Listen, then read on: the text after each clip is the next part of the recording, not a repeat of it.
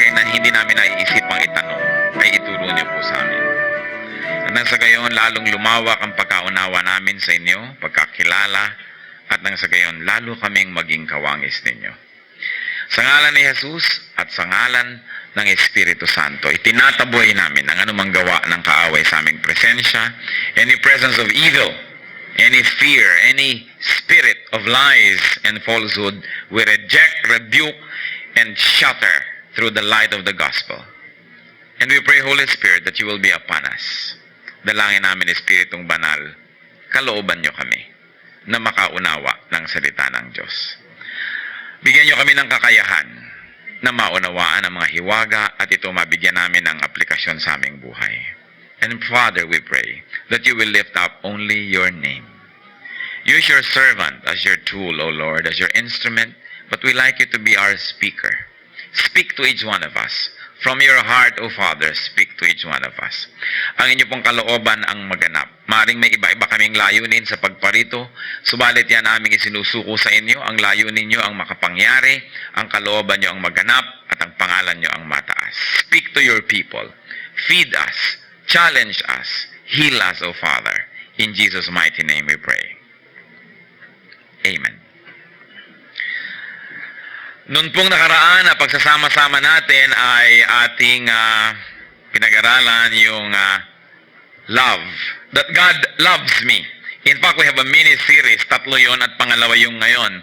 All on the topic of love. At atin pong nabatid at lalo nang na-appreciate that God loves us. At ang title nga natin on God loves me. Parang sinasabi natin, ang dami-daming tao nangangailangan ng love kung saan-saan naghahanap. Samantalang ang Diyos ay umiibig. At samantalang ang Diyos ay nasa lahat ng dako. Hindi natin kailangang lumayo kung talagang pag-ibig ang ating hinahanap. Ngayon po, ang ating pangalawa sa seryeng ito is man's love for God. Siyempre, love begets love. Kung ang pamagat naman ay love God. Parang napakahirap sabihin sa ilan sa atin niyang I love you, Lord. Kasi sabihin natin, hindi ko naman talaga nararamdaman, hindi ko namimiss ang Diyos. May mga ganong klaseng feeling. Mayroon naman talagang with feelings, we can say, I love you, Lord. But what is man's love for God? First of all, ang pag-ibig po ng tao para sa Diyos ay marapat lang tanggapin ng Diyos. Man's love for God was and is well-earned and well-deserved by God. Bakit? God created us. Nilikha tayo ng Diyos. Yun palang sapat ng dahilan para natin siya mahalin eh. Pero hindi lang yon. Hindi lang tayo nilikha ng Diyos nung tayo nagkamali at lumayo sa Kanya, iniligtas pa tayo. God sent His only begotten Son to die in our place. So siya, ang ating mandilikha, siya pa yung ating tagapagligtas. Sa iba't ibang mga religions, makikita nyo yung mga tao, sila ang nagdadala ng offering sa kanilang Diyos. Sa mga Diyos-Diyosan. Hati mga buhay ng mga bata, ibinibigay nila, sinusunog, kung ano-ano. Pero itong Christianity is very unique. That God is the one who made an offering for the people. And God offered Himself. Siya ang namatay para kabayaran ng kasalanan ng mga tao.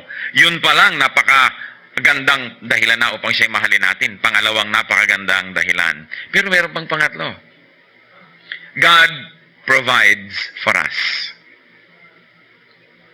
Sa lahat ng ating pangangailangan, God has provided. In fact, if the Lord has not provided for your every need, you will not be here today. Dapat namatay na tayo somewhere sa gutom, sa uhaw, hindi na tayo na-protect. Wala na tayo dapat dito. Your very presence is a testimony to the fact and is a proof to the fact that God has been a good provider. Sa katunayan, yung mga nagjejeta at pinipilit talaga na labanan ng tukso ng sobrang pagkain, isang malaking patotoo that God really provides, tayo pa ang umaayaw.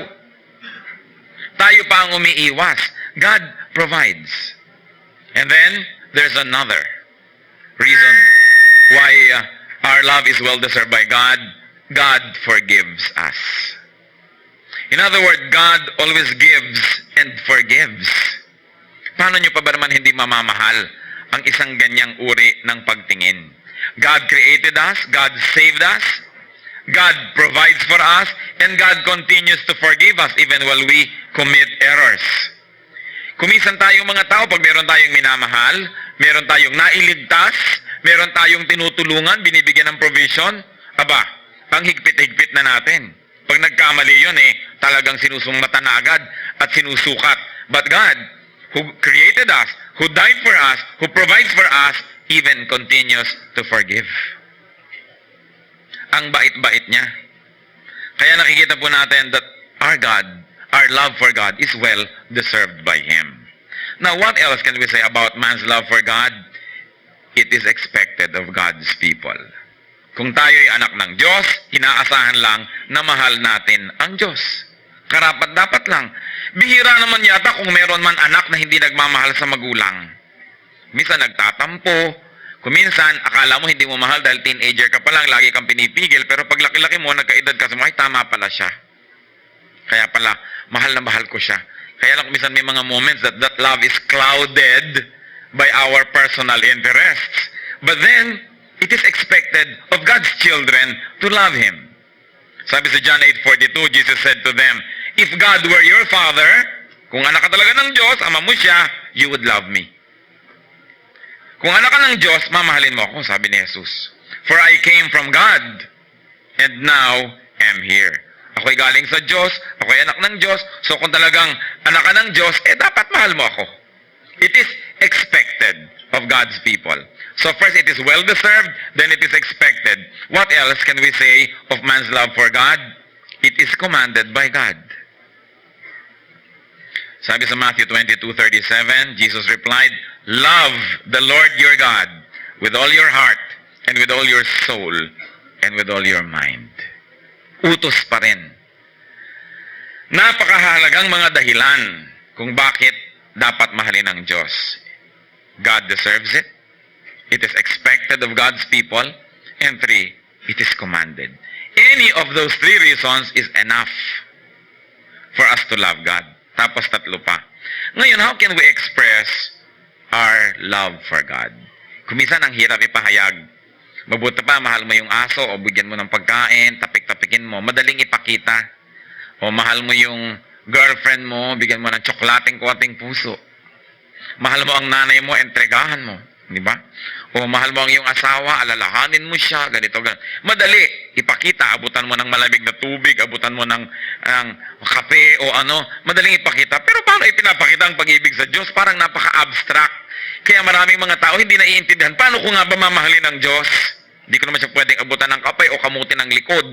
Paano ko siya mamahalin?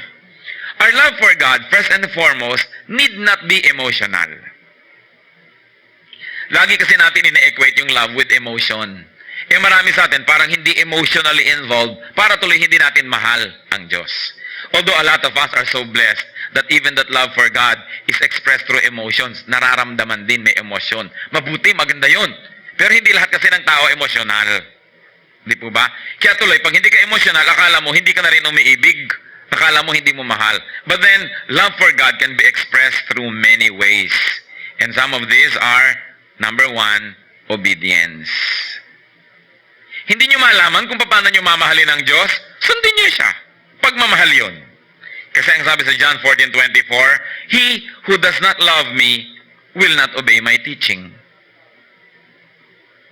Ang linaw-linaw ng sinabi ng Panginoon, he who does not love me will not obey my teaching. Therefore, pag binaligtad, he who loves me will obey my teaching. Namamroblema tayo kung paano makikipagmahalan sa Diyos, hindi natin maipahayag, hindi niyo siya maabot, nasan siya, paano ko gagawin? Obey. That is love. Para mga anak, mahal yung mga magulang nyo, sundin sila. Liba nilang pinapagawa sa inyo, mali o masama. Isa yan sa pinakamadadaling at pinakakitang-kita, pinaka-obvious, pinaka-tangible ways to express love.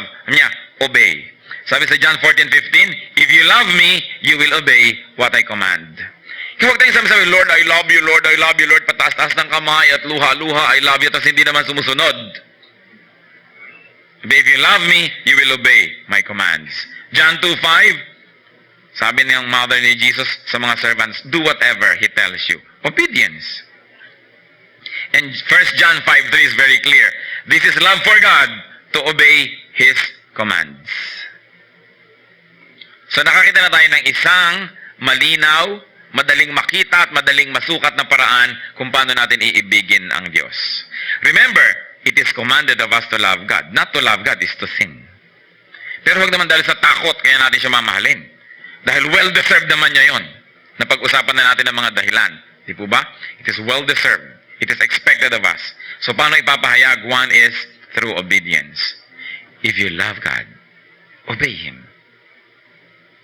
Then, another way to express our love for God, service. Serve God. Matthew 6:24, no one can serve two masters. Either he will hate the one and love the other, or he will be devoted to the one and despise the other.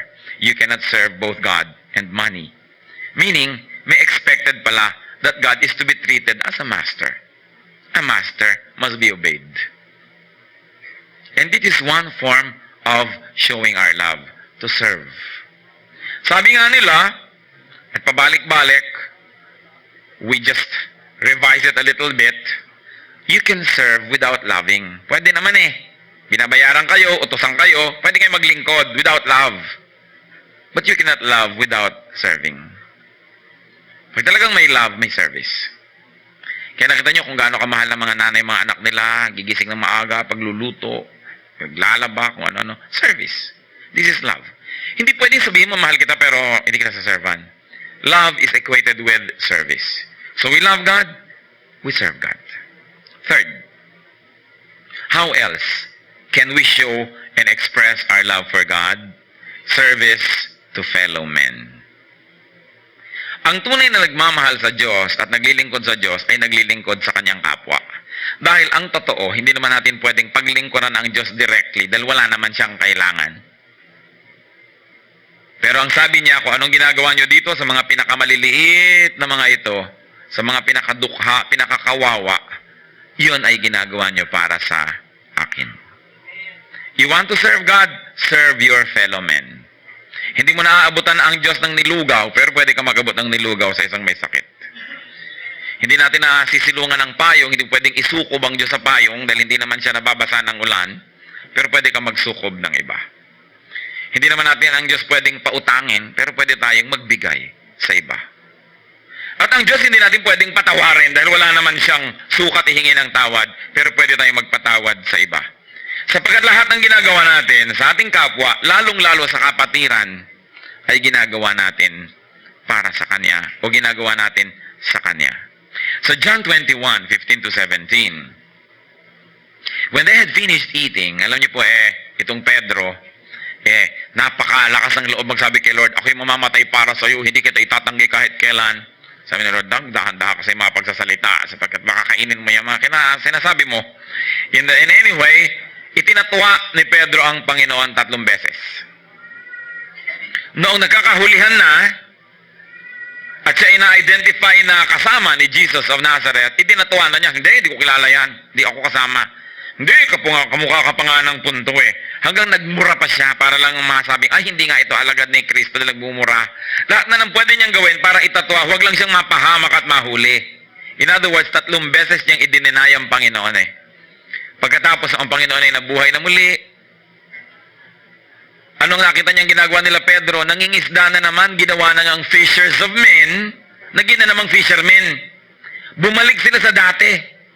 Nalimutan nila yung dapat nilang gawin para sa Panginoon, takot ang nangibabaw sa kanila, at yung personal na mga pangangailangan, needs, and personal agenda. So they went back fishing.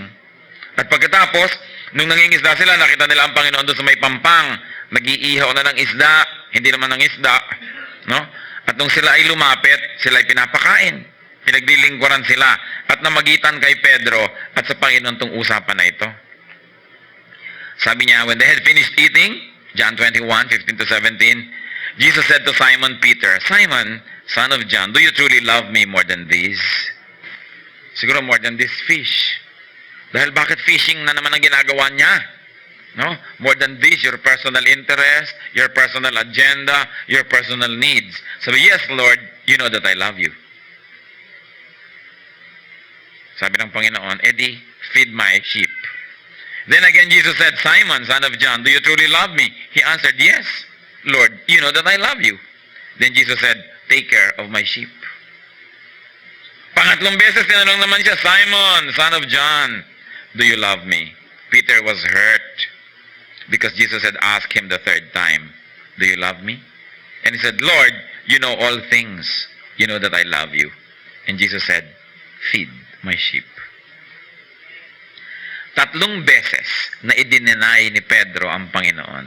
Kaya tatlong beses siyang tinanong ng Panginoon. Ang ganda-ganda ng mga even numbers. No? Tatlong hakbang bumaba si Peter sa denial 1, 2, 3. So tinanong siya, do you love me? Nakaakyat siya, yes. Do you love me? Yes. Tumakyat siya, yes. So bale, na-restore siya sa kanyang former place. But beyond that, there was a very deep thing that was happening between Peter and the Lord. Kasi ang ginamit dito sa Greek, if you will read it in Greek, ang sabi ng Panginoon, Peter, do you agape me? The highest form of love, yung talagang sukdulan. Sabi naman ni Peter, yes, Lord, you know, I phileo you. The second level of love. At least honest si Peter. Sabi niya, therefore, feed my lambs. In other words, kung mahal mo ako, pakainin mo itong aking mga anak. Tinanong na naman ng Panginoon si Peter, sabi ni Lord, do you agape me? Sagot na naman ng Peter, Lord, you know that, yes, Lord, I phileo you. Tend my flock, take care of my people. Ang sabi na po nun, yung palat, mahal mo ako. The third time, diba? Nasakta na si Peter. Dahil nung third time, ang sabi na ni Lord, Peter, do you phileo me? Ibinaba na rin ni Lord yung tanong at yung expectation. Nasaktan si Peter dahil yun ang totoo. Sabi niya, Lord, you know everything. Paano ko maglilihim sa'yo? Alam mo naman, I only phileo you. Sabi niya, never mind, feed my lambs. Kaya ang ganda pag binasa mo siya sa Greek, yung nuances. You know, English is a very handicapped language. Sa English, yung love, love lang eh. Love, love, love, love, kahit ano. Di ba? Sa Greek, may 3 degree pa. Agape, phileo, eros. Iba pa yung eros, the cheapest form of love, yung erotic love, yun, yung eros. Di ba? Yun yung pinakamababa. Kaya pag may mga badalaga, pag may nagsabi sa inyong binata, I love you, ano, do you eros me? Do you phileo me? O do you agape me? Bistado agad. Di ba? In any case, sabi niya, mahal mo pala ako, therefore, feed my people. Mahal niyo ang Diyos? Mahalin niyo ang kanyang mga anak. Ang dali-dali kasi mga Kristyano maging hypocrite.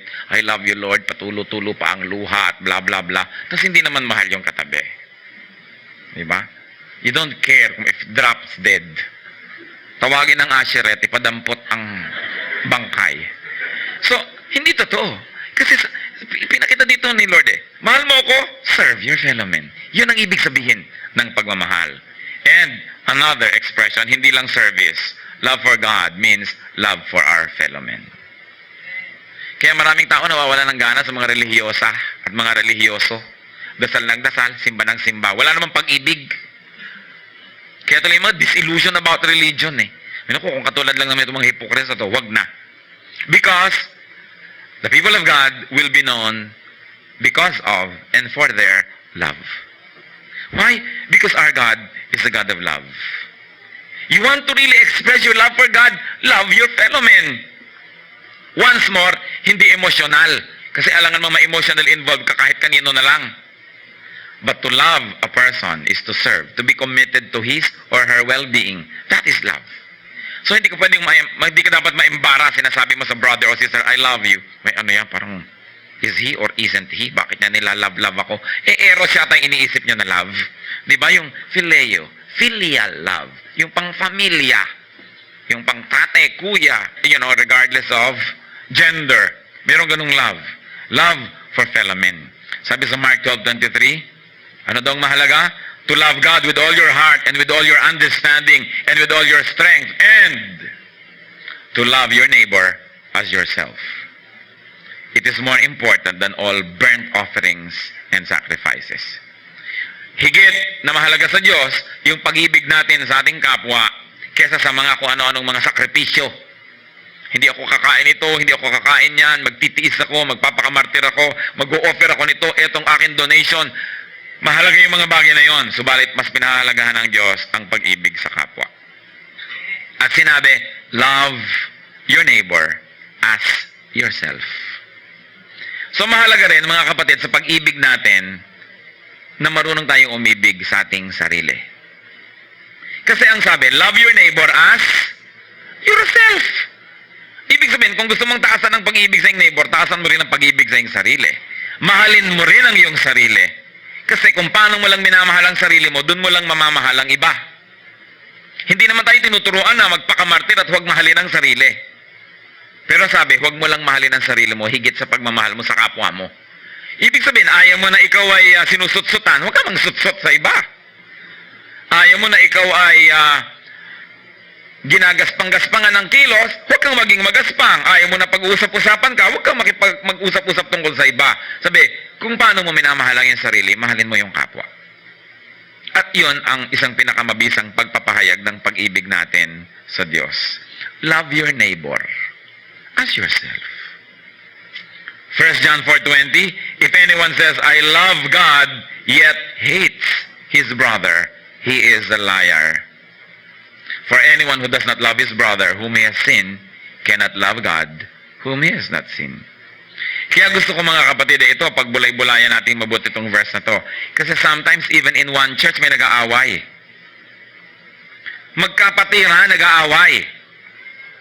Naglalabanan sa pagiging deacon, naglalabanan kung sino ang magiging pianista, mga kapatid na nagtatalo-talo, nagdi-divide, maghahati-hati sa mga flock, sisiraan si kabila, sisiraan si kabila. Come on! Pag ginagawa na yan, wala na dapat maniwala. Kasi kahit gaano kaganda ng doktrina, kahit gaano kataas ang pinag-aralan sa theology, kahit gaano kahusay mag-preach, kahit gaano kahusay magdasal, at kahit gaano kahusay magturo ng mga Bible study, pag nakikipag-away siya, lalo sa kapwa niya Kristiyano, wala na siyang right kasi nakita mo na hindi niya mahal ang Diyos. Sabi, paano mo naman mamamahal yung Diyos na hindi mo nakikita kung itong nakikita mo na hindi mo pa mamahal? Paano ka pa makaka-relate sa hindi mo nakikita? Kaya ang sabi, mahal mo pala ang Diyos, edi mahalin mo ang iyong kapwa. There are many doctrines that are important. But the moment you hurt someone and fight with someone over it, you lose the podium on which you can speak and from which you can address the people. Kasi wala ka ng love eh. Aanin ko, ang galing ng turo kung walang love. Magigilang tayo mapagmataas kasi ang gagaling natin, ang rurunong. Aanin nyo ang husay kung walang pag-ibig. Nagagamit lang yan para magmataas, para mang-api ng kapwa. Pag ang husay-husay mo, tas wala kang pag-ibig, ano mangyayari? Di po ba? Very destructive. It is love that tempers everything. And love is and should be the primary attraction of a church. Aside from its doctrinal soundness, siyempre. Dahil maraming kulto, loving. Pero eros, yung we will love you, yung pala ay makikipag-sex sila sa inyo. Ang daming ganong kulto, na yung mga leader, ang lahat ng mga asawa ng member niya, asawa na rin niya dahil siya ay loving. Meron pa na kulto na ang mga tao, they live in communities and colonies, na halo-halo sila doon, babae at lalaki, nag-aasawahan sila doon, dahil daw God is love. Eros ang pinag-uusapan nila, hindi agape. Kaya huwag tayo nagpapalito sa mga ganon. We are surrounded by many cults like this. So, anong sinasabi natin? Mahal ko pala ang Diyos, therefore, mahal ko ang aking kapwa. Sinungaling daw. Yun nagsasabi na mahal ko ang Diyos, tapos hindi niya mahal ang kanyang kapatid. Again, let me be emphatic, hindi emotional love ang pinag-uusapan, kundi yung tayo ay nakalaan na gumawa ng tama para sa ikabubuti ng kapwa, kaya namimiss nyo siya, kaya hindi, love nyo siya. Hindi laging emotional. And 1 John 4:21, and He has given us this command, whoever loves God must also love his brother. Paano yun? Through service. When I serve you, I love you. Hindi kailangan na nasa wallet ko ang picture nyo at namimiss-miss ko kayo. Bip ako ng bip sa inyo na nagkape ka na ba o something. You know, romantic love yung pinag-uusapan ng mga tao kuminsan eh. But love has many forms and many facets. Romantic love happens to be the lowest doon sa rango ng love. Kaya yung romantic love, ang pinakamabilis ding mawala. Hindi po ba? Kung gaano kabilis dumadapo, gaano kabilis nawawala. And there's a very thin line between love and hatred that it is so easy to hate the one you used to love kung romantic love yun. Kaya sa romantic love, laging may binibigay si Satan na deception. Kasi lalo ang mga Pilipinong ubod ng sentimental.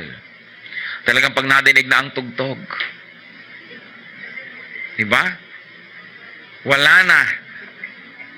Sira na ang tibay ng loob. At susunod na sa pag-ibig, kahit kasama at papunta sa impyerno. But to love the brethren. But in the next series, in the next part of the series, we're going to talk more about loving the brethren. Kasi tatlo ang love na ito eh. God loves me, I love God, and I love my fellow men. But so far, and suffice for our needs now, ang pag-ibig sa Diyos is best expressed by loving, by serving other people. This must be the primary attraction of a church. Aside from doctrinal correctness. Pero alam nyo, kung minsan nagkakamali tayo sa church sa pag-attract sa mga tao. Sasabihin natin, attend our church and be saved. Diba? Pero yung salvation, na-appreciate lang yun ng mga na-saved na. Pero yung hindi pa saved, hindi nga niya alam na saved siya o hindi siya saved eh. Sa kanya, hindi issue yun. Di po ba? Magtanong kayo sa mga tao sa kalye, ano bang issue nila? Masave ang kanilang kaluluwa o may makadate sila? May mag-beep sa kanila. Di ba?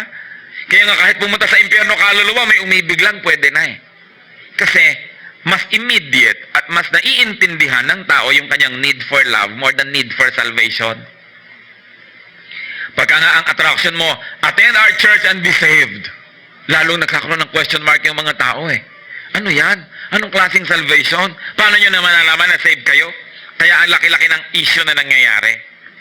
Meron naman, nadaanan ko, Christian bookstore. We have the book that can change your life. Ang presumption nila, everybody likes to change. Pero hindi yung totoo. Lalo yung mga nabubuhay sa kasalanan, huwag mong lalapitan. Sabi niya, huwag mo akong babaguhin. Totoo yun. Yung mga nasa addiction, huwag niyo sasabihin i-rehabilitate nyo sila, tatakasan kayo. Di ba? Yung may mga immoral relationship, huwag niyo sabihin, magbasa tayo ng Bible, after lesson 2, tanggal ang iyong relasyon. Ayoko mag-Bible study. Di po ba? Yung mga nagmamadyong, ayaw niyan mag-Bible study, sabihin, baka mamaya pipigil-pigilin niyo ako magmadyong, ha? Meron tayong mga Kristyano na mga mali-maling presumption eh. Na unang-una, that people are interested with salvation. Attend and be saved. Kaya walang umaattend, nilalangaw. Dahil konting-konting tao ang nakaka-realize na gusto niya at kailangan niya ng salvation. So, it's not a good marketing strategy that you are selling salvation because people don't even know about the product and they don't feel a need for it. Lalo, change your life, lalo namang ayaw ng mga tao. Ang gusto lang mag-change ng life, yung absolutely desperate. Kukunti naman yun eh. Di po ba? Pero, pag sinabi mong, come here and be loved. Kaka-intriga yata ito. Alam niyo kung bakit? Because 99.9% of people feel that they are underloved. Love naman talaga ang kailangan ng mga tao eh. Hindi po ba? Love talaga. You know why the Lord was attractive to people? Because He was loving. Hindi lang dahil ang galing-galing niya mag-lecture. Ang dami naman magaling mag-lecture eh. Di po ba? Kasi loving siya. You know what made the first century church attractive as described in the book of Acts? It's love. Sabi sa Acts, araw-araw magkakasama yung mga Kristiyano, breaking bread together, thanking God, praising God with sincere and loving hearts. Pag may nangangailangan, may nagbebenta pa ng property niya para lamang tulungan yung nangangailangan. Sabi ng iba, ay gusto kong sumali sa ganyan. There's a lot of love.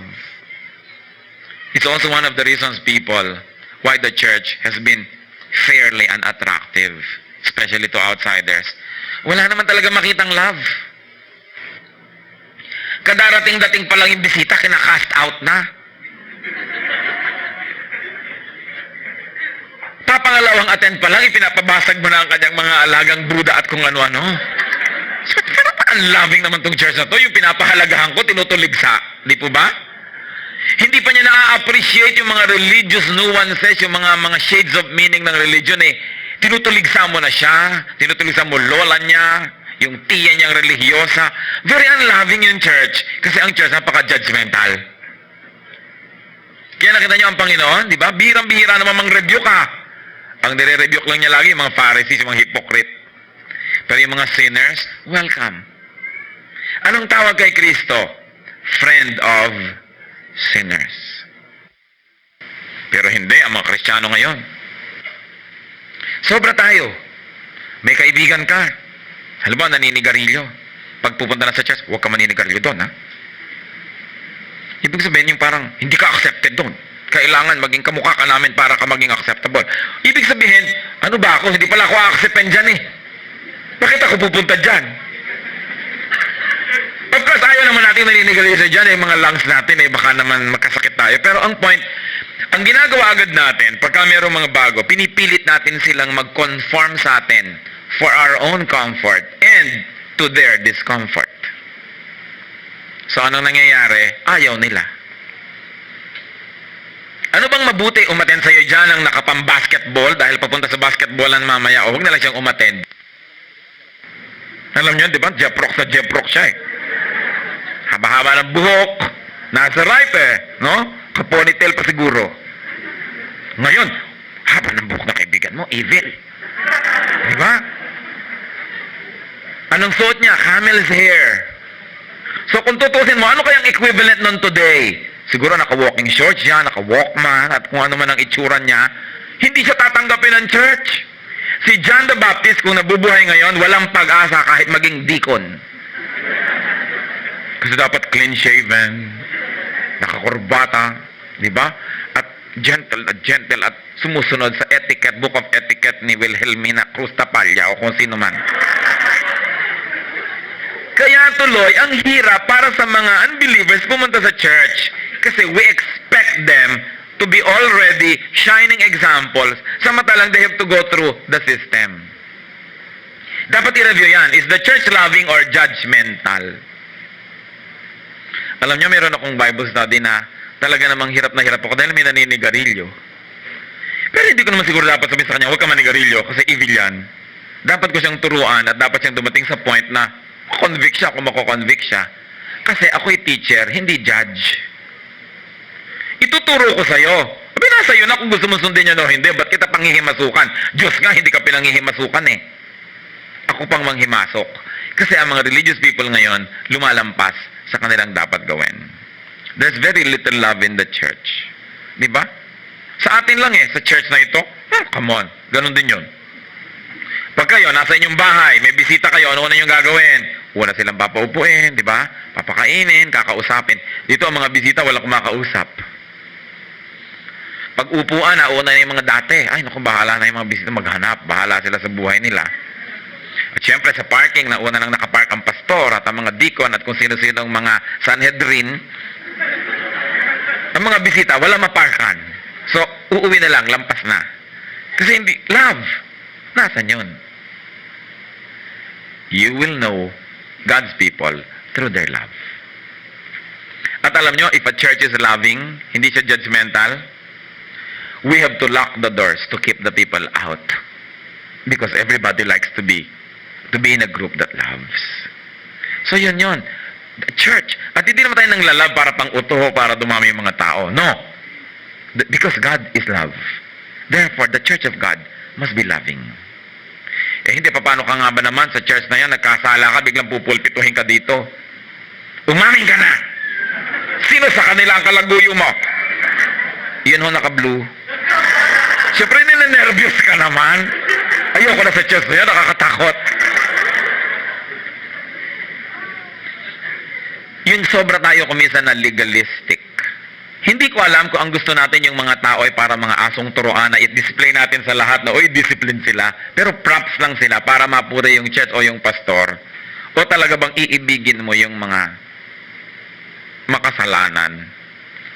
The Lord was called a friend of sinners. because He was very loving. And Jesus Christ, up to now, is still a Savior. He is not yet a judge. Sadly, nauunahan pa ng mga anak ng Diyos, yung Diyos sa panghuhusga. Kasi wala pang ginajudge ang Diyos. Meron na ba ginajudge? Pag namatay tayo, kasama na yung judgment. So, dalawa lang ang chances na ma-judge ka eh. Pag namatay ka, kasi sabi sa Hebrews 9:27, after death comes judgment. So, habang buhay pa yung tao, hindi pa siya dapat i-judge. Right? Buhay pa eh. Second, kung buhay ka pa, pero nag-second coming na, si Kristo, pagbalik niya, judge, hindi na Savior. Judge na. So, huwag mong unahan ng Diyos. Either buhay pa yung tao o hindi pa nagse-second coming, we are not in the business of judging. We are in the business of loving. Marami kasi mga pastor, maraming deacons, deaconess, maraming church, mas mahigpit pa sa Diyos. At meron naman mga makasalanan, napatawad na ng Diyos, hindi pa napatawad ng kongregasyon. Isang deacon, nagkasala, sabihin ng kongregasyon, 3 taon ang pagtitika, bago ka uli maging deacon. Nagsisi na yung tao, pinatawad na ng Diyos, yung kongregasyon di pa nagpapatawad. I don't want to be a part of that church. Di ba? Bakit ako pupunta sa church na ako ang ikikriticize, ako ang i-judge? Heto na nga ako, duguan, sugatan, pumupunta sa ospital, pagkatapos bubugbugin nyo palalo. The church must be loving. Hindi konsentidor, okay? But we accept people as they are. And then, study the Word together and worship God together, and then let the Holy Spirit minister to the person para siya gumaling. I can only assist. I can only say this is what the verse says, and as the Spirit leads, this is what it means, and this is how it can be applied. But you will not be judged. All the church that is to do is to go back to the original loving chemistry of the first century church. Kita nyo, napaka-loving ng church. In one day, 3,000 people were saved. Who will not be attracted to love? Tell me. Sino? Kahit nga sino eh. Pagka iniibig mo, talagang nahuhulog ang loob sa'yo. Kasi minamahal mo eh. People respond to love. So tayo mga Christians, we want to teach the gospel first. Bring the gospel of love. Hindi yung judgment. Napaka-judgmental ng church. Kita nyo, walang mangyari. Hindi nag-grow. Hindi naman tayo loving lang para dumami. Kahit ano gawin nyo, okay lang. Hindi ganon. We begin with love and acceptance. But we don't stop there. But we begin there.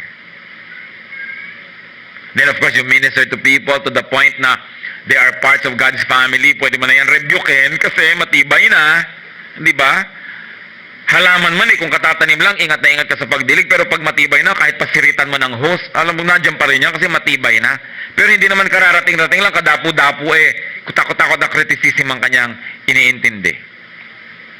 We make big deals out of very, very small things. I was in Japan last week, ang tanong ng mga iba doon, kasi mga musician mga tumutugtog sila sa kung ano-anong mga club, pagkatapos nagwo-worship sila, Pastor, pwede ko ba ang lalaking may hikaw? Kaya ito na naman itong hikaw na to. We will go to World War III for this issue na naman. Parang, bakit ba pinapalaki ito? Kaya ng tenga mo, sot mo.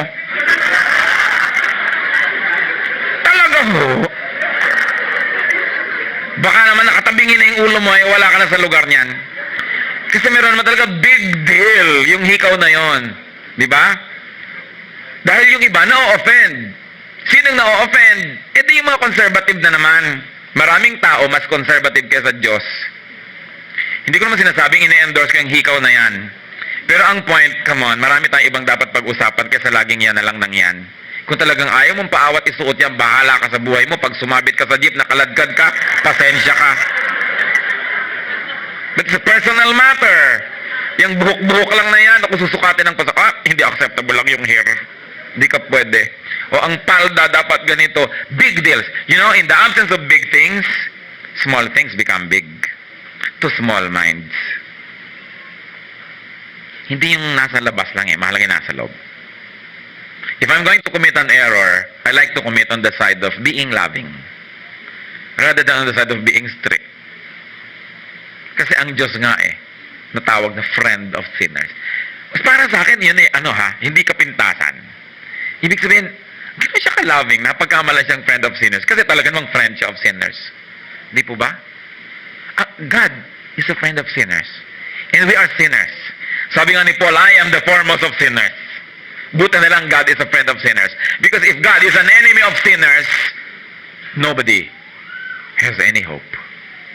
Not you, not me. God hates sin, but He loves the sinner. Make sure you isolate the sin from the sinner. Di po ba? Ngayon, hindi naman kung love nyo yung sinner, love nyo na rin yung sin. Isolate it, magkahiwala yon. But the church must be loving. Ang bigat-bigat na ng daladala ng mundo, ang dami-dami ng problema, ang dami-dami ng hinagpis dito doon, pagdating ba sa church, ganun uli. Intriga na't intriga sa labas, sa church ba, ganun pa rin. Makikipagtunggali mo sa labas, pagdating ba dito, ganun na naman. Bakit pa? Ba't pa may church? Accept people as they are. Pray for them. Minister to them. Hope for the best. And let the Lord do the rest. That's what we are here for. Because we are a church. So remember, brothers and sisters, God loves you. We've got to love God. If you don't know how to express your love for God, just love your fellow man. God loves you. We've got to love God. If you don't know how to express your love for God, just love your fellow men. Because whatever you do to the least of His people, you do to the Lord. Let's bow our heads before the Lord. I'd like to pray for people today. God asks us to be loving. Pero kung nakikita natin ang sarili natin ngayon na parang, bakit Lord, hindi yata ako loving?